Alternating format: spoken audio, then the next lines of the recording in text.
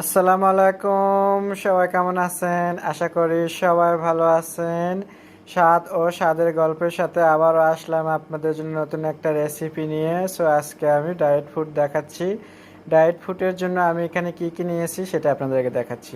So এখানে আমি blueberry নিয়েছি, গাপ নিয়েছি, তারপর এখানে আপেল নিয়েছি, অ্যান্ড হলো কার আমি সরি আমি নামটা অ্যাভোকাডো নিয়েছি।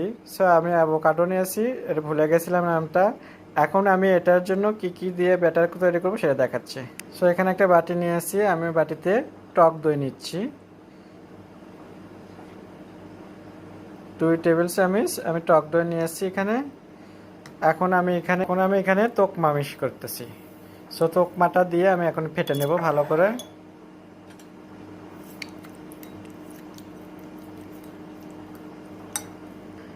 সো এটা আমি ভালো করে মিশিয়ে নিয়ে আমি এটা 10 মিনিটের জন্য রেখে দেবো। 10 মিনিট পর দেখবেন তোকমাটা দইয়ের সাথে খুবই সুন্দর একদম সফট হয়ে আসছে, তোকমা ফুলে। সো আমি 10 মিনিটের জন্য এটা রেখে দিলাম। সো 10 মিনিট রাখায় দেখতেই পাচ্ছেন তোকমাটা কি সুন্দর একবার ফুলে এক দইয়ের সাথে মিশিয়ে গেছে, কি সুন্দর তোকমাটা। এখন আমি আপনাদেরকে এর সাথে ফলটা মিক্স করে দেখাবো। সো আমি এখানে কলা অ্যাড করছি। এখানে বাটিটা আমার মনে হচ্ছে ছোট হয়ে গেছে। সো আমি পুরোটা মনে হয় একসাথে আর করতে পারবো না, মিশাতে পারবো না। সো দেখতেই পাচ্ছেন খুবই মজাদার একটা ডেজার্ট বানিয়ে ফেলালাম আমি। সো এটাকে ডায়েট ডেজার্ট, যারা ডায়েট করেন তাদের জন্য।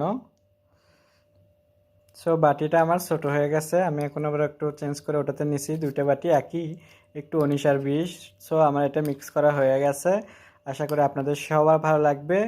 সো যদি আপনাদের ভালো লেগে থাকে, যে আপনাদের যাদের ডায়াবেটিস, ডায়েট ফুড আমি করে দিলাম ডেজার্ট। সো আশা করি আপনারা সবাই সাপোর্ট করবেন, অ্যান্ড যারা ডায়েটে না থাকেন তারাও ফলো করবেন আমার ভিডিওগুলো, কারণ তাদের ফ্যামিলির যে কোনো একজন সদস্য তো ডায়েট করে, তাদের জন্য এটা উপকারিত।